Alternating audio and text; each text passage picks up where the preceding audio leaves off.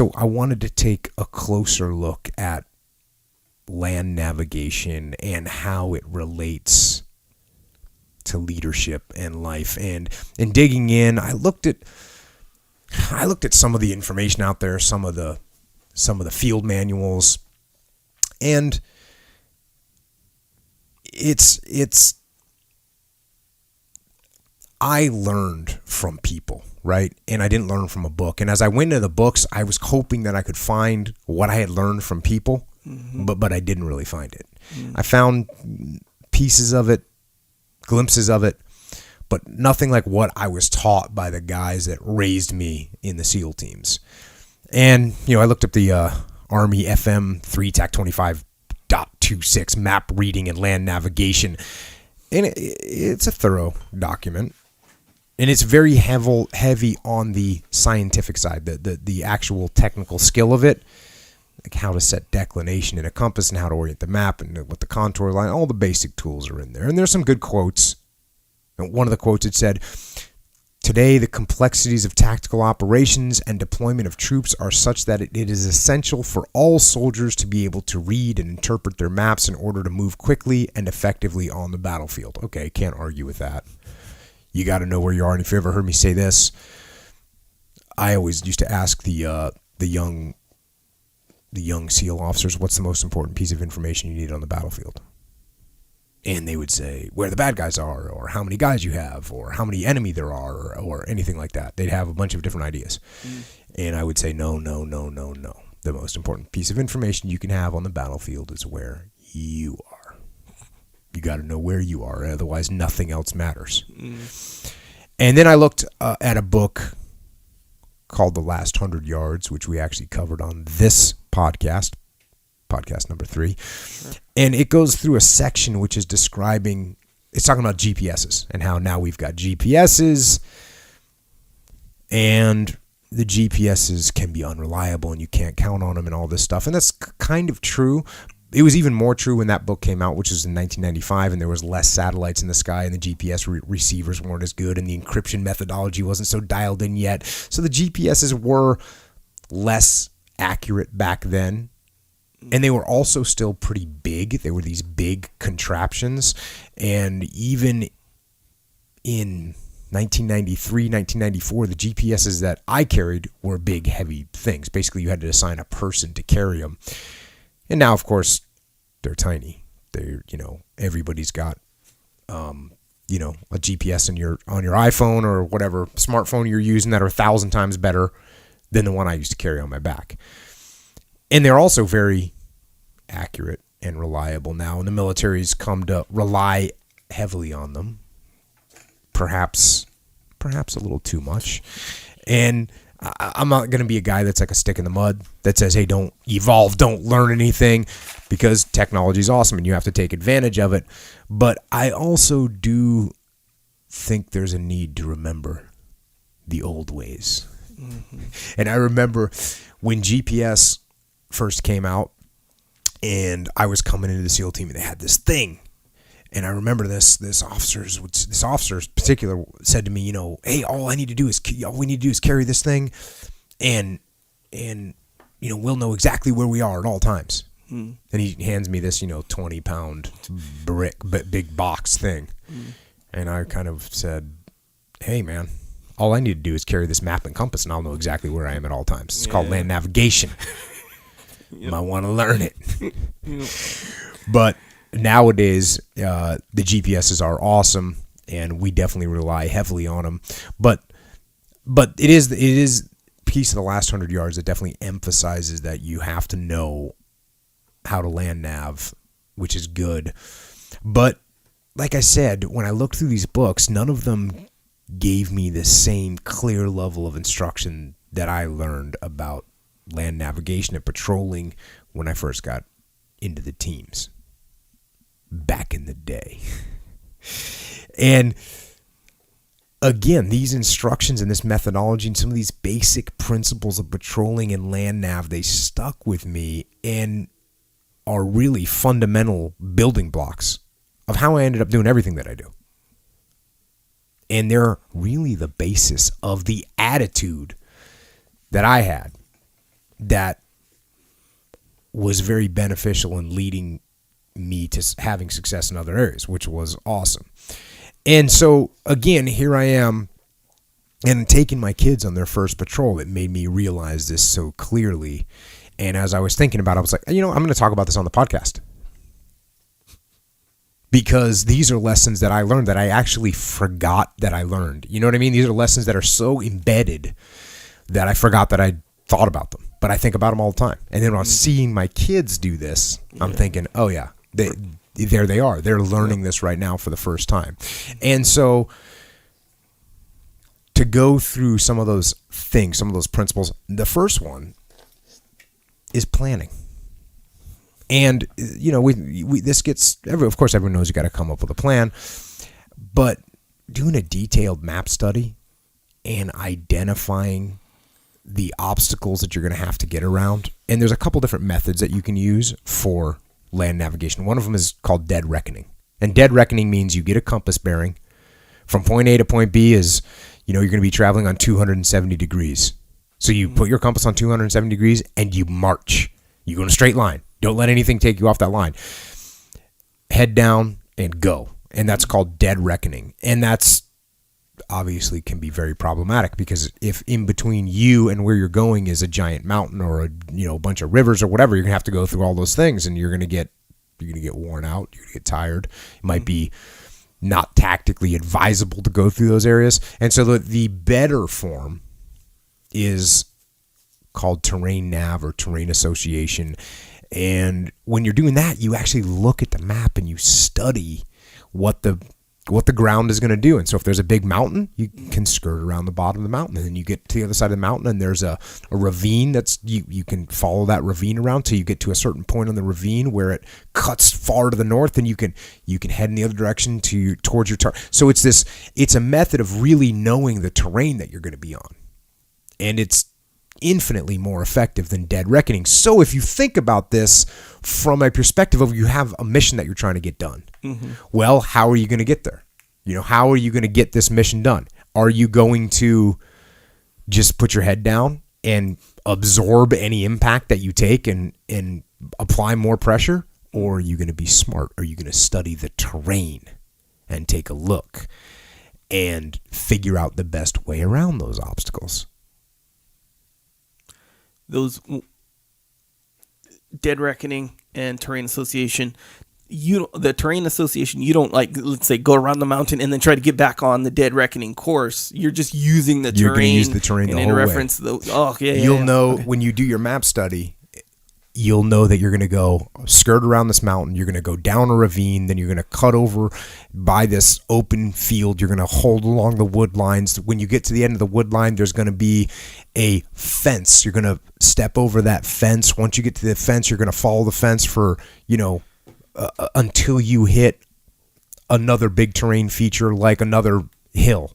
And then you're going to follow the base of that hill until you get to a stream. So you're going to know exactly where you're going the whole time. Right. And you can imagine how much more effective this is. I mean, you don't have to look at your compass. You are taking advantage. You're going to patrol in areas where you have a tactical advantage too. So it's just a much, much better way to do things. So a lot of times I think people, they hear the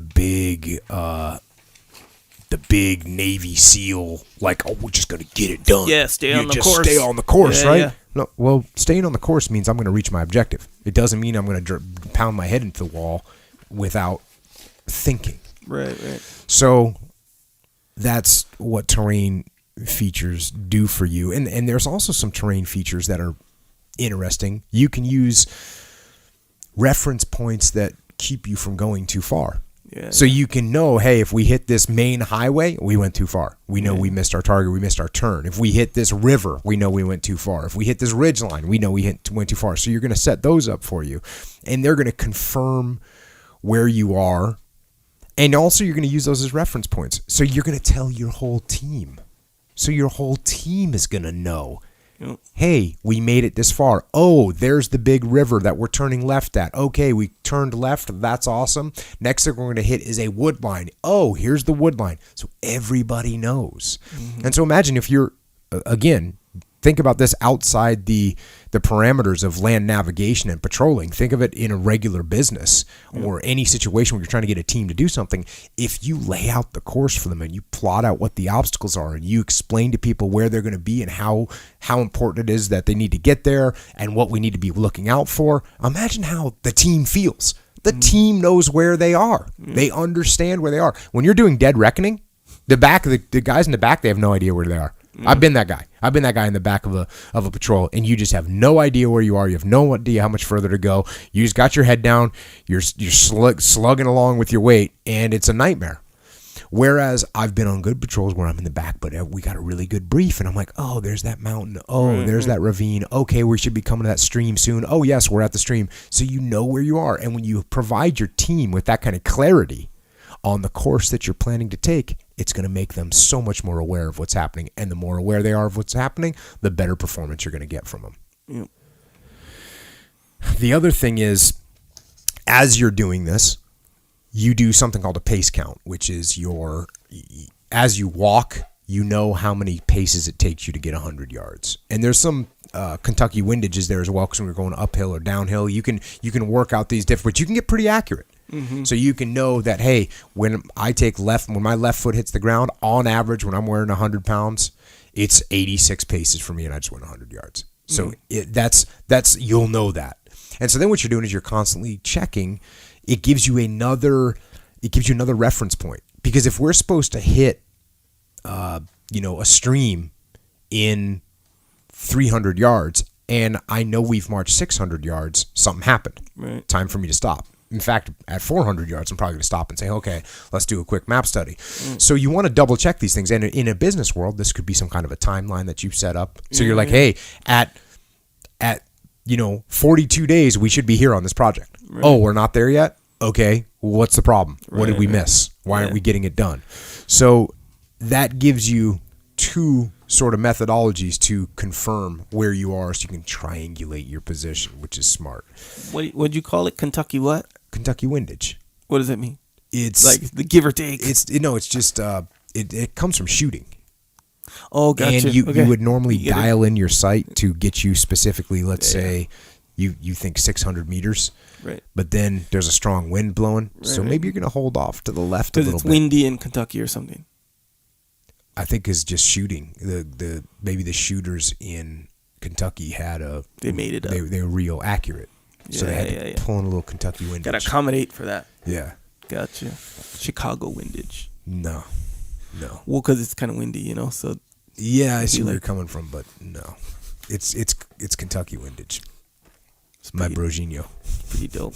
So, like I said, in life, plan, study the route that you're going to go, think about the obstacles, how are you going to avoid them, what do your goals look like, what do your smaller goals look like along the way, the little reference points. So you got somebody, you assign somebody the big project, okay, what are the little things? Or you got something in your life that you're trying to accomplish, what are the little goals you got to set for yourself so you get to keep a reference point along the way, and what's the timeline you're going to meet those on?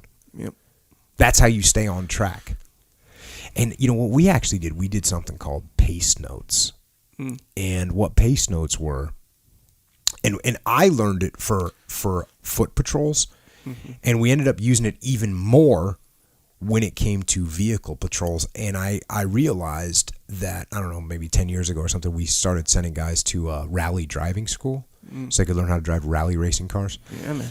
And that's been the way they always done pace notes in rally racing. So what's cool about it is, when you do pace notes, you're writing down specifically, this is the terrain feature, this is what I'm going to see, and this is how far away it is. Mm-hmm. This is the next terrain feature, this is what I'm going to see, and this is how far away it is. So you can actually track that. Now, we got so detailed with that on vehicle-mounted patrols, we would actually just take the map and blow the map up so we'd see exactly what it looked like at that intersection or at that juncture or at that city block, so we could see what the buildings would look like, so we'd be looking for them. So that's pace notes, and it's almost like a rehearsal. It's almost like a rehearsal because you can walk the whole team through, and they can get a visualization of what they're going to see and how it's going to look. And the other piece is that I said is you got to share that plan and explain it to everybody so everybody's on the same sheet. And I did this well, I explained it to my kids, you know, and I just said, okay, here's what we're going to see. We're at this area here. We're going to go across some flat ground. We're going to start hitting some little terrain features here. It's going to go up and down and up and down. That's going to tell us that we're here. And not only does it help them know what's going on, but now I'm talking through it. Right. And that helps me because it helps to teach things. Because when you teach something, you become more proficient at it. That's one of the good things about teaching anything. You know, you want to get better at something, teach people how to do it. It makes you better. You want to teach that arm lock, or you want to get better at the arm lock, teach the arm lock. You'll notice all kinds of little details about it. Right. It's so hard to teach. Like, if you're not used to teaching, try to jump in there and teach, because you're just used to doing it. And a lot of that stuff you just do without thinking about, okay, what exactly am I doing in this detail? You just do it. A lot of it, muscle memory. And like, there's all these little factors that facilitate you doing something that you don't even think about. Yeah. And then try to teach it. You're like, oh, you kind of do this. Wait, whoa. You know, you don't even know what you're saying. You know, Greg Train always throws out little details, and I go, oh, that's a good little detail. Yeah. And he has something that I do, but once he points it out or teaches it, and he'll be teaching something basic that I know and I'm good at. Yeah. And he'll say, oh, yeah, and then I put my foot on the hip here to stabilize this, and I go, I do that. But then when you start thinking about it and you focus on it, it makes you that much better at it. And that's the same thing that's going to happen here. When you actually brief your team and tell them exactly what to expect. Now, again, this doesn't mean that you're going to say, hey, this is exactly how it's going to go, because you got to give the caveat that, hey, this is our plan, and we might have to deviate from this plan, and that's okay. We're ready to do that. We're adaptive. Yeah. But when you talk through it, it helps you and it helps them. Yeah. That's funny. Greg Train is the reason I ran into, he was like, he's teaching or whatever, and then he just all of a sudden busts out, hey, Echo, teach him that move that you do.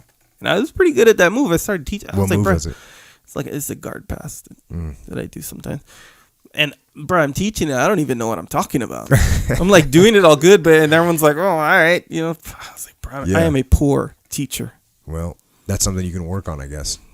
Starting now. Take over the podcast. I'm more comfortable avoiding it. Awesome.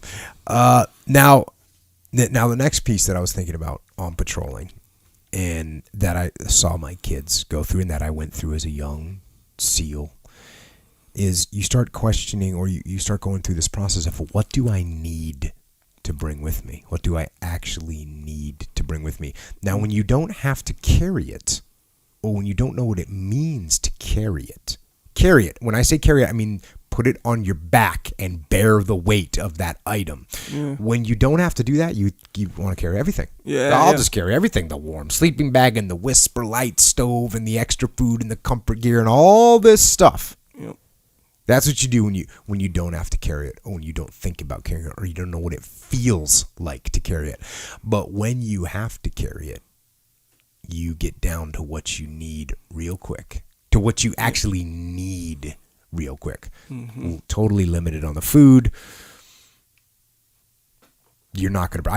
I never heated a meal in the field unless it was like snow on the ground, a winter warfare scenario. I never heated a meal on the ground. If it was, never heated a meal, because that means you had to bring a fuel and a whisper light and all this stuff. Yeah. And I was a radioman, so I had to already carry a radio. Yeah. And then I got used to that. So by the time I was an officer and I wasn't carrying a radio anymore, I just said, oh, I'm just going to be lighter than everybody else if I can.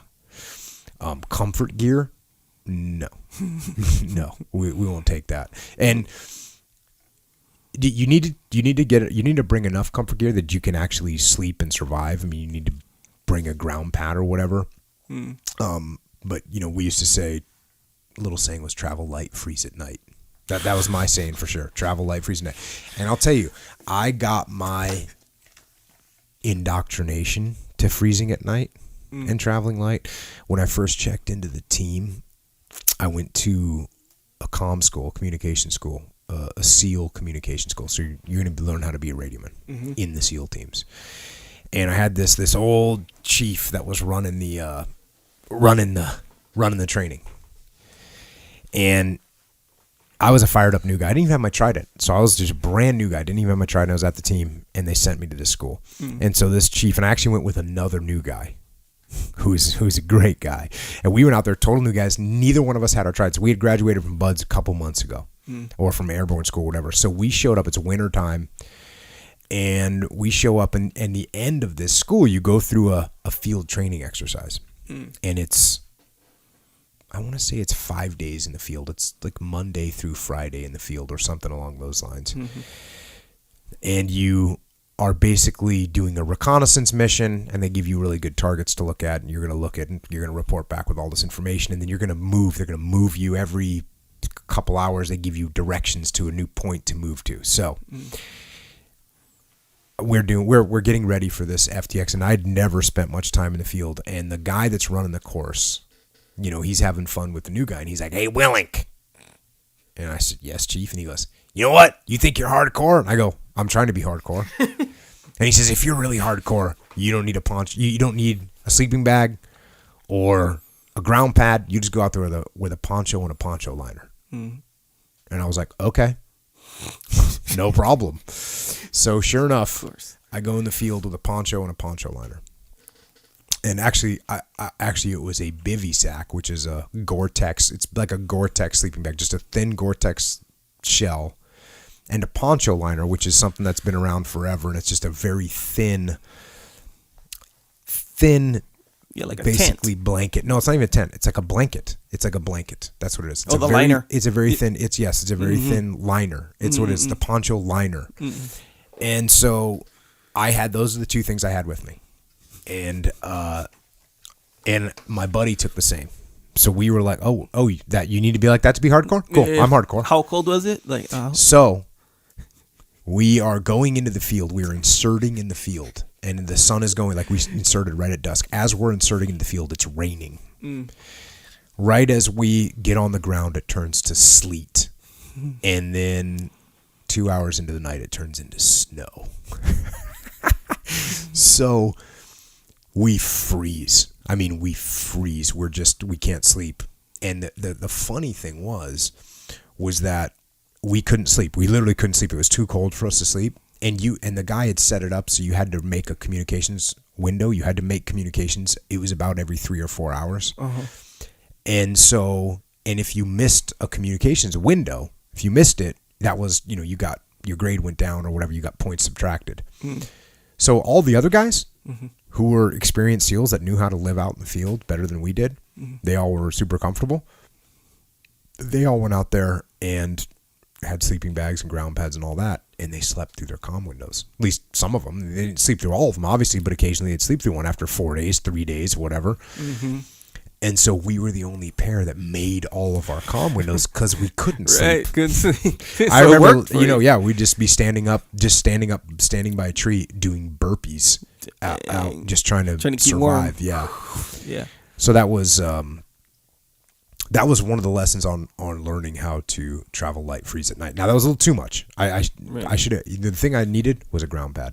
You need a ground pad when you go in the field. So travel light, freeze at night is kind of like a warning, or is that like no? That's the deal. That's what you do. Oh, yeah. Dang! It was my methodology, and it's the methodology of a portion of guys in the military that are on the would rather be on the hard side. Right. So I'll freeze at night so I can travel light. Travel light, freeze at night, because you're going to be more effective when you're lighter. Yeah. Except at night. I mean, of course, if you're exhausted, so that's why there's got to be a balance there. We should have brought ground pads on that operation, that training operation, for sure. Yeah, it's gonna snow. And like we got trench foot, legit. And the guy that was with me had legit trench foot when he got out. Like, what is that? Like frostbite kind? No, it's when your feet, because this part of this training operation took place in like a swamp. Oh dang! So it's freezing in the swamp, and he got legit World War I style trench foot. I had it too, not as bad as him. But what is that? It's just your feet get numb and rotted and jacked up. Yeah, good times. So good times. Again, how do we apply this to life? And I think if you look at what you want versus what you actually need, and imagine if you had to carry everything that you owned. Now, of course, that's not possible, but I think this whole like minimalist attitude that's kind of getting popular right now. That it's getting popular in the civilian world right now, but in the military, we've always valued that, and that's one of the cool things about going away on deployment. For me, I always loved this feeling when you went away on deployment. You could only take, and we as SEALs took a lot of gear with us, But there's a limit. You took, 5 or 6 kit bags, 5 or 6 big duffel bags, basically filled with gear. And that's it. That's all your gear. That's all the gear you have. And so, honestly, to me, that always felt good. That this is what I got. This is everything I have. And, as a young SEAL, that was basically, you could fit all your gear in those 6 bags, and then everything you owned in the civilian world, you could fit in 2 more bags. And we lived that, I lived like that with my buddies back in the day. We lived like that for a long time. Oh, we can go on deployment tomorrow. We can just put all of our stuff at home in a kit bag. We can load our stuff up and we can be ready to go. Yeah. Kind of like where the military guys are kind of like the OG minimalists. From back in the day. It's good, man. I got to teach Sarah this stuff here. Yeah, well, people start to hold on to stuff. Especially the part where when you carry it, you realize how much stuff, that part where you're talking about. Once you know the weight of your own stuff, you think twice before. Yeah, we got to. Yeah, and in a civilian world, you start thinking about the cost of that gear and what does that mean over time, and how much of usage are you going to get out of it. Now, the thing that I hang on to, there's a couple things that I'm a little bit of a hoarder on. One of them is T-shirts. Yeah, I'm not mad at that. I'm like that. Now, cool. Some people might be thinking, "Hey, Jocko, you wear the same freaking T-shirt every single day," which is true. Yeah, but I have old T-shirts that are just because I wear my T-shirts a lot when I wear them. It's hard for me to part with them. Brad, better that than shoes. You're like the guy. I have a ton of old jiu-jitsu T-shirts. Like when I used to go to schools, I used to travel. I used to go, and they'd give me a T-shirt. Oh yeah. And I have all these old school T-shirts of schools that don't even exist, or of schools that got really big or whatever, or just competitions that I did. And you got those old school T-shirts. Yep. And I don't wear them anymore, but I have a hard time throwing them out. I was thinking, what I could do is inventory them, take pictures of them, and put them on the interwebs, and then throw them away. What do you mean? Oh, like an archive. Of your stuff. Because there's some it triggers memories that are good. It's like memorabilia. Yeah, really. Yeah, like baseball cards. Because you like to it triggers the memory of those times of that event or whatever. Because otherwise you're not thinking about it. And there's a problem with that. I'll tell you, I realized this from my experience growing up. I grew up in New England, and I didn't go home at all. I mean, I hardly ever go back to the town where I grew up. And the people that I know that are still there, they remember all this stuff from when we were kids. They remember this event and that, and remember when this happened. And I honestly don't remember. I just don't remember it. Yep. And I think the reason is because I went away from there, and I never went back, and so I have nothing triggering those memories. I don't see the schoolyard where the fight happened. I don't see I don't see the road where the car flipped. I don't see that stuff, and so I don't remember it like they do. They're there all the time. Oh yeah, I remember when little Johnny It's like, no, I actually don't remember that. So with some of this memorabilia, as you called it, sure. If every time I look at it, I go, oh yeah, that was cool tournament, or that was cool training with those guys, or whatever. So I have a bunch of jiu-jitsu T-shirts that I have a hard time parting with. Yeah, I was thinking of taking them to the gym and framing them and hanging them up. Jocko's T-shirts. No, not Jocko's T-shirts, but they're old school T-shirts. They'd be cool to have those old T-shirts. And if you got my T-shirts, Dean T-shirts, Jeff Glover's T-shirts, and put them up in there, that'd be sick. Yeah, or that's even the poster. Remember Best of the West? Remember that tournament? Yeah, that was a good one. It's just gone. Yeah, man. So that's it. You go through this checklist. Back to the subject here. You go through this checklist of what you actually need. And again, when you're in a business, you got to look at what do you need to complete this operation? What do you just want because it'd be nice to have? Yeah. And separate those things. Mm-hmm. Separate those things. You can actually put them in those categories. Need, want, nice to have, right? And then you go through. Okay, let's concentrate on what we need first. And then we can see if there's anything that we want. And then, by the way, if there's a nice to have we can throw on there, okay, fine. But to go in there and just buy everything on that list or command everything on that list because you think you're going to need it, no, wrong answer, wrong move. Yeah, and a lot of times people, and of course I'm not talking about, well, maybe it applies, or it does apply to business, but just in life, what you need and what you want, A lot of times what you want doesn't even facilitate what you need. You know how you'd be like, oh, hey, I don't need faster internet, but I kind of want it. But the faster internet is going to facilitate my work. Well, let's say you do, you need the internet. At least that's something. Sometimes people will get stuff that they want that's just straight up no function. Yeah. Oh, yeah, for sure. Not in my family. I know, bro. No, I don't like things without function. I know. Don't like them. Okay, so again, back to this. Once you've decided on what you're going to bring or what you're going to need, then it's time to start the operation. All right, it's time to start this movement. And even from the start, you got to check, confirm where you are, make sure you know, then you get started. And I had this first reminder when I did this little patrol with my kids, because I just said, oh, we're good to go. It's a little trail. Start walking. We started walking. I didn't keep a pace count. That's ridiculous. That's embarrassing to admit. Didn't keep a pace count. And I wasn't really paying attention. We were just kind of talking and we were just talking and moving and kind of getting used to it all. And, hey, how's your backpack feel and all that stuff. And all of a sudden I go, wait a second. Where are we? Where are we right now? Because I had told them that, hey, we're going to be looking for this trail that goes up. And we talked through it and we pulled out the map and we started doing a little study. And my son was like immediately with, oh, we went too far. We missed it. I know it. It's back there. And my daughter wouldn't commit either way. And I said, okay, let's do an assessment. And so we assessed and realized that we actually hadn't gone quite far enough. So we went a little bit further. But my point is that you got to check yourself. You got to check yourself and check your team consistently, not constantly, right? That's micromanagement, but consistently. And you also have to watch out for target fixation, which is trying to go too fast. Like, oh, you're just trying to get to the end point without going by your little waypoints along the way. That is a way to get yourself lost because you're driving and you're not looking for your reference points and you'll lose the bubble. So you got to detach a little bit and stand back and pay attention and not be all crazy about that. For every 500 meters, maybe you do a quick check. Every 1,000 meters, you're going to do a little bit of more accurate study.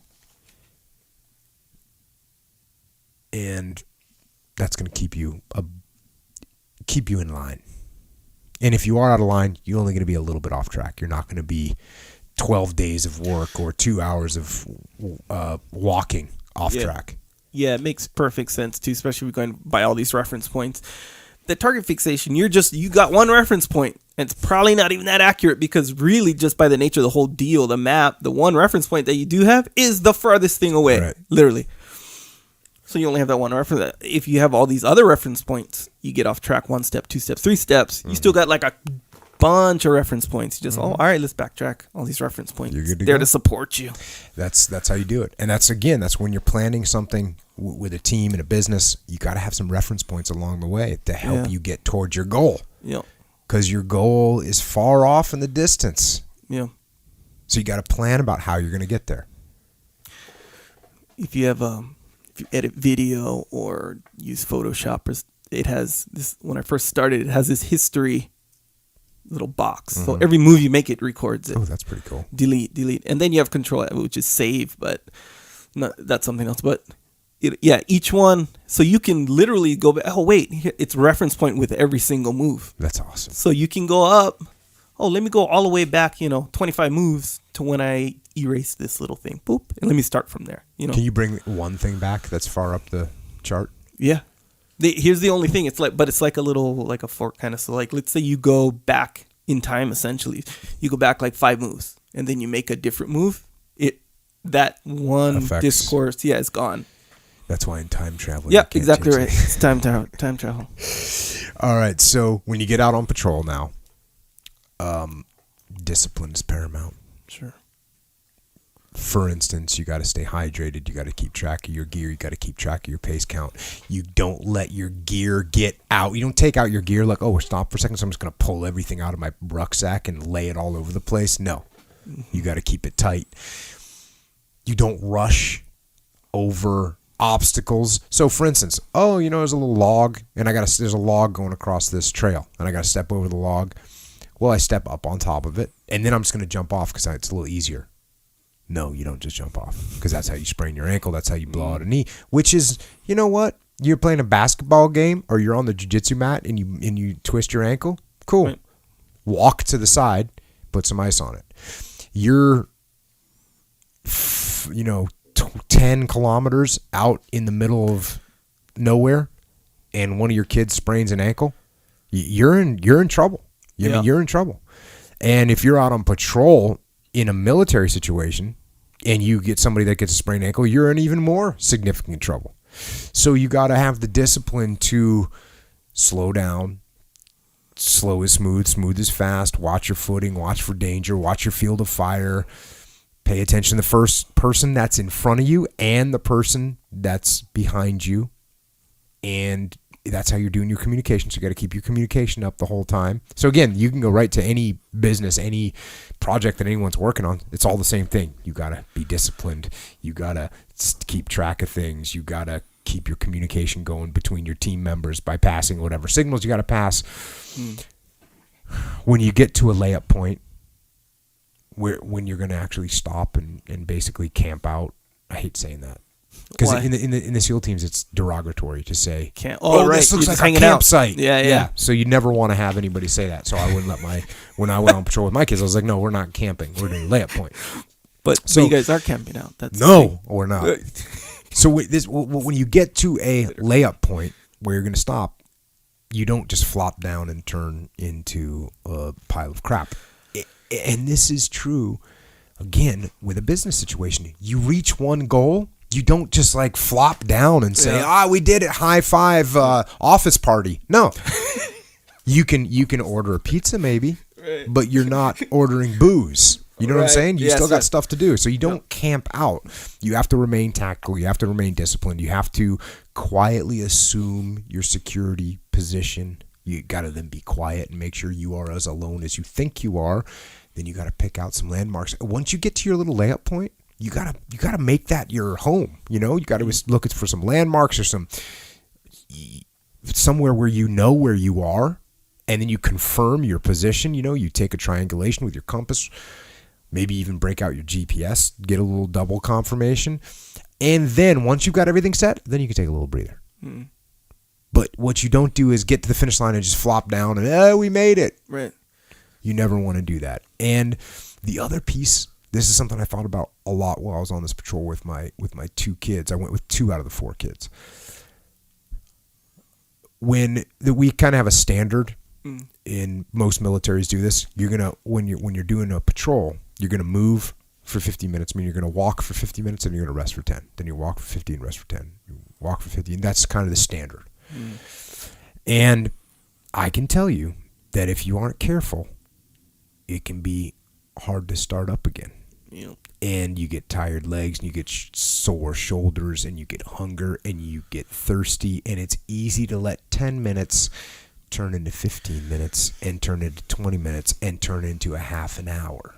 That can happen very, very easily. And this is the thing you got to remember. While you are resting, you are getting no closer to your target. There is no progress that is being made. And by the way, the only person that is going to move you toward that target is you. You're the only person that's going to move you towards that target. You're not going to get carried. The target's not going to move to you. You are the only person that's going to move to the target. And if you don't move, you'll never get there. And the faster you get there, the better off you're going to be. Now, again, this doesn't mean that you're simply grinding yourself and your team into the dirt. There are rest periods involved there. You have 10 minutes of rest, you have 50 minutes of work. So I'm not talking about smashing your team. Right. But you absolutely do have to drive your team, because there will be no progress in the comfort zone. There will not. Inside the comfort zone, there's no progress happening. There's nothing happening. And when you're patrolling with a rucksack on, it is not comfortable. It's not comfortable. It's not easy. And that is one of the things. That's why this discipline of keeping moving and continuing to push the pace is so powerful. And that's the same thing with any goal. Obviously, the correlation here is that any goal that you're going for, you have to keep moving toward it. You have to stay on the path. Do you have to rest? Yes. But you have to go. You have to go down that path. And that is another one of these principles, and all these principles. They really apply to everything that I did in my SEAL career, regardless of what I was doing. The same things: planning well, setting goals, knowing what they look like, staying disciplined on everything, on every type of mission, on every task, every job. That is what I always did. I didn't take it easy. Did I rest? Sure, of course, I rested. But did I cut corners? Did I take the easy way? Did I slack off? No. No, I did not. I held the line